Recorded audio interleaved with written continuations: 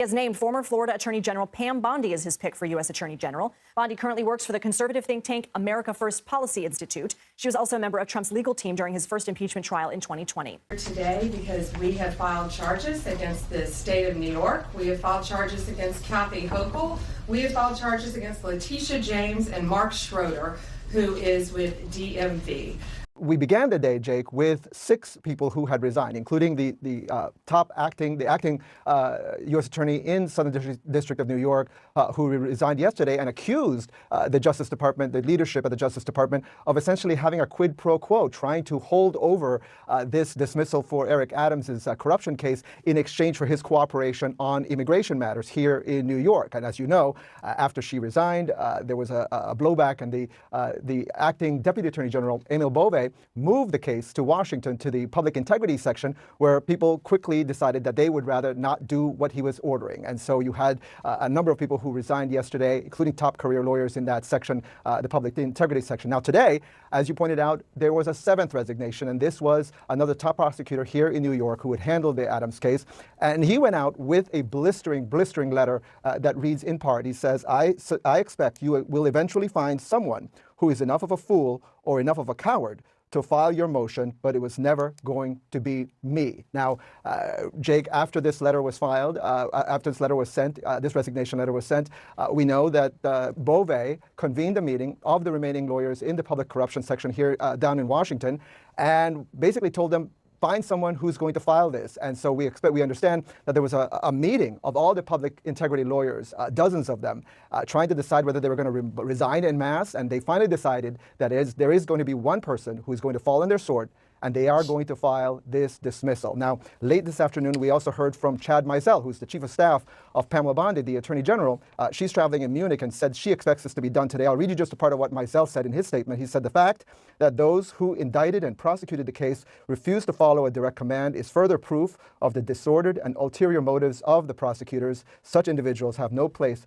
at DOJ. And by the way, he also said, Jake, that this was a politically motivated witch hunt. So of course, you know, that's the kind of words that we've heard a lot from Donald Trump when he was a candidate, and of course, still as president. Jake? Yeah, I mean, just 2 notes on that. One is Adams is a Democrat, and, right. And 2, I don't know all 7 of these prosecutors, but the 2 you mentioned, Danielle Sassoon, she was a former clerk for Justice Scalia, right. And the one, Hagan Scotton, that resigned today, he was a former clerk for Justices Roberts and Judge Kavanaugh when he was a judge. So these are conservative Republicans that are resigning out of this sense of ethics. Jeff Zeleny, what is the Trump White House saying about this all? And Jake, given that background there is very important for what we're about to hear and what we heard from President Trump in the Oval Office. He said he had nothing to do with a decision to remove the charges here. Of course, the allegations are that the White House wanted a sympathetic figure in Eric Adams to help enforce immigration law. That was the underlying cause of all this. But the president falsely said that these DOJ officials were all political appointees who preceded him from the Biden administration. Take a listen. If they had a problem, and these are mostly people from the previous administration, you understand, so they weren't going to be there anyway. They were going to all be gone or dismissed. If not, they know on Tuesday they're all being dismissed. You know, the whole country is being, because what you do is you come in and you put new people in. So when you say resign, they're going to be gone anyway. But I know nothing about the individual case. So for the second day in a row in the Oval Office saying he knows nothing about it. However, he knew enough about to say that they were political appointees, which is simply incorrect, as you were pointing out. The acting U.S. attorney for the Southern District of New York was appointed by the Trump administration right after he took office. She has major conservative bona fides and records, as do others, and there were career prosecutors as well. So the president has now flown down to Mar-a-Lago, where he spent most weekends. We will see if he says anything more about it today, but there's no doubt the underlying issue to all of this is looking for a friendly immigration hand in New York. All right, Jeff Zeleny and Evan Pettis, thanks so much. Let's discuss with the panel. Ellie Honig, let me start with you. You say there's more than meets the eye when it comes to actually getting this case dismissed. Take a listen to what the Attorney General, Pam Bondi, had to say when asked about the status of this case earlier this afternoon. At this point, though, the case has not been dropped, actually, because of this pushback. What happens in that? Yeah, Martha, I'm on a different time zone, but it's my understanding it is being dismissed today. Do you think that's going to happen today? It's going to be dismissed? No, Jake, I'm quite certain that AG Bondi is actually wrong about that. She's jumping the gun here. there are two things that have to happen before this case can actually be dismissed. First of all, someone at the Justice Department has to sign a motion to the court saying, we, the Justice Department, hereby move to dismiss this case. Now, Evan Perez just reported that that will happen. But what the Attorney General is overlooking is the second requirement. Under the Federal Rules of Criminal Procedure, the judge then has to sign off on it. Now, 99.9% of the time, judges do sign off on that. However, as Danielle Sassoon argues in her letter, she doesn't believe, and I agree, she does not believe that a judge will accept this dismissal. So there's a whole separate process that has to happen here. It would not surprise me at all if the judge rejects this dismissal, and then we're going to be in a real showdown. So not as easy as just saying, I snap my fingers as the Attorney General, case dismissed. Right. You can't just say we're dismissing this case because we want him to cooperate. We think he'll cooperate with us on this other priority, without commenting on the corruption allegations. Karen, this morning, Mayor Adams and Trump's border czar, Tom Homan, I mean, this is just the weirdest story. They went on Fox together to discuss their meeting on immigration enforcement with this huge background about all of this questionable behavior. On Fox and in a statement moments ago, Adams said this was not a quid pro quo. He denied being offered anything by the Justice Department or offering them anything. And then Homan said this about their alliance. Take a listen. If he doesn't come through, I'll be back in New York City, and we won't be sitting on the couch. I'll be in his office, up his butt, saying, where the hell is the agreement we came to? Well, he wiped that smile off his face, didn't he? My goodness. That's really weird. I mean, it's not weird. I think it's a little bit of strong arm tactics, right? He was saying, look, you got to stay on the reservation if you want to play ball with us. I mean, but let's call this what it is, right? This is another example of the kind of patronage system we have seen Donald Trump and Elon Musk putting into place across the federal government, where the most important thing is loyalty. My read on that interview this morning was Homan was going back to say, now don't forget, we've got a deal, and if you break the deal, we're coming for you. And it's a symbol, I mean, the level of expectation that somehow these lawyers would break their ethics, break their oath to, basically serve Donald Trump.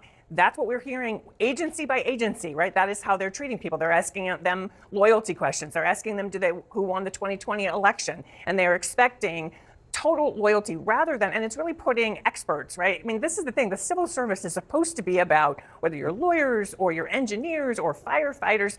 These people are, many of them, experts in their field, but Trump is saying, no, I want loyalists. So I want to read a portion from the letter from the seventh person who resigned over the Justice Department request, the Assistant U.S. Attorney for the Southern District of New York. He wrote to Emil, Bove, quote, "Some will view the mistake you're committing here in the light of their generally negative views of the new administration. I do not share those views. I can even understand how a chief executive whose background is in business and politics might see the contemplated dismissal with leverage as a good, if distasteful, deal. But any assistant U.S. attorney would know that our laws and traditions do not allow using the prosecutorial power to influence other citizens, much less elected officials, in this way." This is Mr. Scott, a U.S. veteran. He clerked for conservative Supreme Court justices. It's just, don't you find this odd? How do you think the American people are going to take all this, or is it just too complicated a story? I think at one level, it's a very complicated story, and the idea that Donald Trump is at war with the Department of Justice, Donald Trump is at war with career prosecutors. All of that is, for better or worse, a headline that voters have been hearing for a long time. Even though I would agree on the merits, this is a very unique story. And so do I think this is the sort of thing that moves poll numbers? Not necessarily. I also think part of the reason why you're seeing some of Trump's allies, folks like Senator Tom Cotton, come out and sort of make statements saying, that they stand with the Department of Justice and saying, look, you're either on board or get out of the way, is that is the whole approach Donald Trump has said he wants to take as president. You're either on the team or move out of the way. Now, the legal system, of course, is intended to be one of those checks on the executive. The legal system's not necessarily just going to get out of the way for everything he does. But I'm not sure this will move numbers, and I certainly don't think this is something that will fracture Trump's base. Right. But just to be clear on what it looks like is happening here, it looks like they're saying Mayor Adams is going to cooperate with us on our priority to crack down on illegal immigration. Right. And therefore, we are going to let him get away with corruption, alleged corruption. And I think this is why Donald Trump, I actually would be surprised if he comes out as a big, strong Eric Adams advocate in all of this at some point. I think it was interesting that he was keeping his distance. Eric Adams is not as politically, that's a sinking ship, right? And I also think, why wouldn't Donald Trump say, hey, you can walk and chew gum at the same time. I expect you to clean up immigration in your city without me having to offer carrots. But in some circles, the fact that you have, as you pointed out, Jake, conservative individuals who toe the party line for the most part, right? Who are part of the Federalist Society, who are the ones who said, no, this is too much. That prosecutor right there, that Iraq war veteran, he's like, you're not, I get it, leverage to get him to enforce immigration laws. I can understand why you might think that's a good idea, but it's not. You're not allowed to use the Justice Department as a cudgel, as a tool. If you do this, great, we'll let you get away with corruption. If you don't do it, then we're going to come after you. Anyway, thanks to all.